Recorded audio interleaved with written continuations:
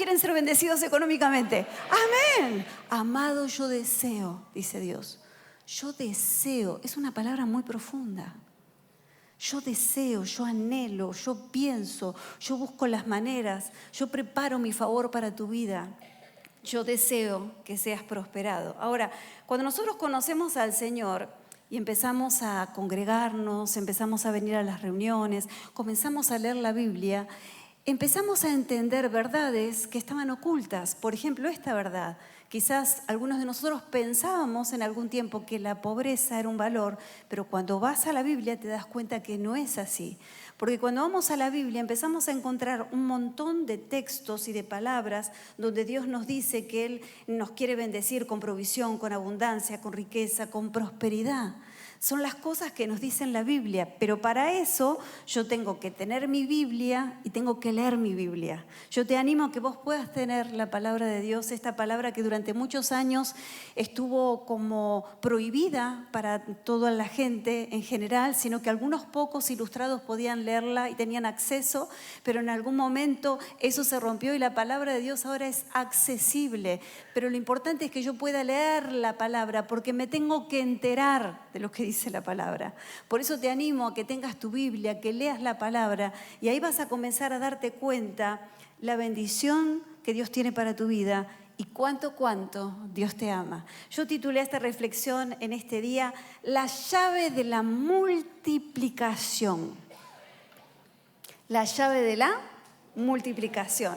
Ahora, para entrar a cualquier lugar siempre se necesita una llave y vamos a ver cuál es entonces la llave de la multiplicación. Y hay un pasaje que no lo vamos a leer, simplemente se los voy a mencionar. Está en Lucas capítulo 5, desde el versículo 1 al 11. Son 11 versículos, es un poco extenso. Conocemos la historia y de todas maneras, si no te la voy a resumir.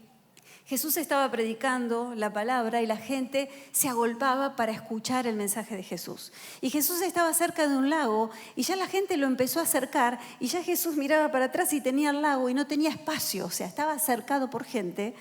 Era por la mañana, los pescadores habían regresado de sus labores y estaban acomodando sus redes, lavando sus redes para finalizar su día laboral. Y en ese momento entonces Jesús se acerca a una persona que se encontraba allí, que se llamaba Pedro, y le pide a Pedro una de sus barcas. Finalmente Pedro accede a eso, utiliza la barca. Jesús entonces, arrinconado contra las aguas, se sube a esa barca y comienza a predicar. Una vez que termina la prédica, Jesús le dice a Pedro que vuelva a entrar y que tire la red. Y en ese momento es como que se produce un quiebre en este pasaje, porque Pedro dice algo, es que ya lo hice. Y lo hice durante toda la noche. Es decir, no es que él había tenido un intento. A veces nosotros tenemos algún intento y nos frustramos rápido. Tenemos poca capacidad para tolerar la frustración. Pero Pedro había soportado y tolerado toda la noche, había trabajado, se había esforzado, no había dormido. Y él dice, yo lo hice durante toda la noche y no pesqué absolutamente nada. Pero finalmente, Pedro en esta historia le hace caso a Jesús y él tira la red. Y cuando tira la red, ustedes saben qué es lo que sucede. ¿Qué sucede? La red se llenó ¿de qué? De peces, a tal punto que dice que las redes comenzaron a romperse. Y Pedro se quedó asombrado porque él, que era pescador, sabía, tenía experiencia, que en ese lugar no había peces. Y si había peces era porque Jesús había obrado un milagro. Ahora, vamos a ver algunas llaves entonces de la multiplicación. Y la primera de ellas es, si yo me ocupo de Dios, Dios se va a ocupar de mí. Si yo me ocupo de Dios, Dios se va a ocupar de mí. Lucas 5, 2 al 3, leemos ese pasaje. Y vio dos barcas, Jesús, que estaban cerca de la orilla del lago, y los pescadores, habiendo descendido de ellas, lavaban las redes, y entrando en una de aquellas barcas, la cual era de Simón, le rogó que la apartase de tierra un poco, y sentándose, enseñaba desde la barca a la multitud. Pedro tenía un instrumento de trabajo. ¿Cuál era el instrumento de trabajo de Pedro? La barca. Él salía a pescar, era su medio de sustento. Y cuando Pedro regresó, en esa escena, Pedro se encontraba haciendo algo. ¿Qué estaba haciendo? Estaba lavando las redes. No había pescado nada, pero Pedro era una persona comprometida y él sabía que tenía que cuidar su trabajo, los medios de su trabajo. Y las redes tenían que estar limpias porque al otro día había que volver a salir a pescar. Y aquí hay algo interesante que nos enseña Pedro, porque a veces nosotros queremos ser multiplicados, queremos ser bendecidos, pero tengo algo para decirte. Dios te va a comenzar a bendecir desde el lugar donde estás en este momento, en el trabajo que estás ahora, desde ahí. Dios te va a comenzar a prosperar y Dios te va a comenzar a multiplicar. En la medida que vos cuides y seas fiel con lo que tenés hoy, Dios entonces va a comenzar a obrar a partir de ahí. Pedro estaba lavando sus redes. Nunca maldigas tu trabajo y llegues después de todo un día de trabajo con tu auto, con el taxi, con lo que fuera, y digas, este auto maldito que al final hoy nadie subió, y cerrás la puerta y después rompes la puerta y tenés que ir a arreglar la puerta además y te cobran por arreglar la puerta. Bendecí tu auto. Señor, hoy no fue, pero mañana va a ser un gran día. Limpia tu auto, aprolijalo, tirale un poquitito de perfume, que cuando la gente entre, ¡ay, qué agradable, qué lindo!, ¿no? De esa manera atraes a la gente, atraes al público. Pero cuida, cualquiera sea tu trabajo. Te di ese ejemplo, pero cualquiera sea tu trabajo. Que cuides tu trabajo. Pedro estaba cuidando, a pesar de que le había ido mal, él estaba cuidando su trabajo. Jesús se acerca cuando él está lavando las redes y le pide la barca. ¿Qué hubieras respondido vos? ¿Qué hubieras dicho? Señor, es lo más valioso que tengo, no te lo puedo prestar, porque si se llega a averiar es lo único que yo tengo. Y además, no te voy a dar la barca porque vengo mal. La verdad que tuve una noche terrible, tremenda, trabajé y vengo con las manos vacías, así que yo la barca no te la voy a dar. Señor, por lo visto vos sabés mucho de prédicas, hablas muy bien porque hay mucha gente que te está siguiendo, pero de pesca no sabés absolutamente nada porque si no sabrías lo que nos pasó en esta noche. Creo que ahí Pedro habrá dicho o habrá pensado alguna de estas cosas. Yo aprendí cuando era muy jovencita a hacer un pacto con Dios en esto de que yo le tengo que dar a Dios porque Pedro le dio la barca, a pesar de que era lo único que tenía, y Dios después se encargó de él. Cuando era muy jovencita y conocí al Señor, fue tal su impacto dentro de mi corazón que yo hice como una promesa y un pacto que después lo recordé a lo largo de los años. Yo le dije, Señor, te voy a amar, te voy a servir, te voy a seguir, obedecer todos los días de mi vida, pero vamos a hacer una cosa, yo voy a seguirte, pero vos te vas a encargar de mis problemas y de mis necesidades, y yo me voy a encargar de servirte.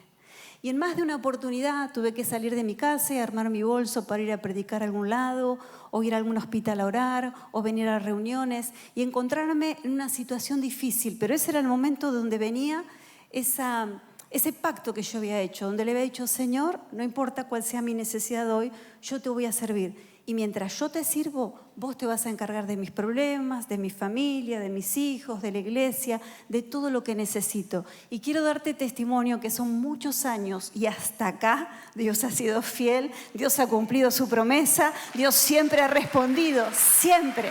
Dios es fiel. Cuando vos te animás a darle a Dios, a hacer lugar para darle a Dios. Pedro estaba pasando un mal momento. Él estaba volviendo a su casa con las manos vacías. Había fracasado y no tenía dinero para comprar comida y poner sobre la mesa. ¿Entendés lo que estoy diciendo? Él no tenía. Había trabajado durante toda la noche y llegaba a la casa y todos estaban esperando a ver qué trajo Pedro. Y Pedro no tenía nada porque había fracasado. Qué momento difícil que estaba atravesando Pedro. Pero esos son los momentos, cuando vos sentís que estás con las manos vacías, esos son los momentos donde más tenés que aferrarte de esta palabra y declarar lo que dice la palabra. Y el Salmo 37, 25 dice, no he visto justo desamparado, ni su simiente que mendigue pan. Señor, nunca ha sucedido y nunca va a suceder. Y yo voy a comprobar una vez más, en medio de mi necesidad, en medio del apremio, en medio de la dificultad, en medio de este momento tan desafiante que estamos viviendo como nación aquí en Argentina, una vez más yo voy a comprobar que no he visto justo desamparado, que mi familia no va a estar desamparada, que mis hijos van a tener pan, que van a poder ir a la escuela, que vamos a comer todos los días, que voy a pagar el alquiler, que voy a conseguir renovar el alquiler. No he visto justo desamparado en la calle. Hay momentos donde no nos sobra. Hay momentos que sobra, pero hay momentos donde no nos sobra. Pero este pasaje lo que nos garantiza es que no te va a faltar. Y eso es tremendo. Es decir, no te va a sobrar, pero el Señor te dice, hay algunos que han venido inquietos, preocupados, has tenido una semana difícil y mirás el horizonte y no ves mucha salida. El Señor te dice, no te va a faltar, yo te voy a sostener. No he visto justo desamparado ni su simiente que mendigue pan. Es dando como recibimos. Pedro dio su barca. Y cuando nosotros tenemos ese tipo de acciones que damos, rompemos con estructuras y con paradigmas de alguna manera que están dentro nuestro. Porque Pedro pudiera haber dicho, pero no le voy a dar la barca. ¿Por qué le voy a dar la barca si no tengo nada para darle? Tengo la barca, pero es lo único. No, la barca no se la voy a compartir, no se la voy a dar. Pero ¿sabes qué? Una mano cerrada para dar es una mano que también está cerrada ¿para qué? Cuando te quieren dar, si vos estás cerrado, tampoco te pueden dar.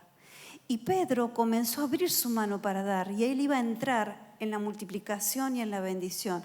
Yo no sé muy bien cómo fue el proceso de Pedro porque lo que te decía recién es algo que yo me imagino, el pasaje no lo dice, pero yo sé cuáles son nuestros procesos cuando Dios nos pide cosas en determinados momentos y especialmente cuando vos sentís apremio o cuando te sentís como fracasado, que las cosas no suceden. En esos momentos uno dice, pero no, Señor, en este momento no. Señor, en este momento no te puedo servir, en otro momento te voy a servir.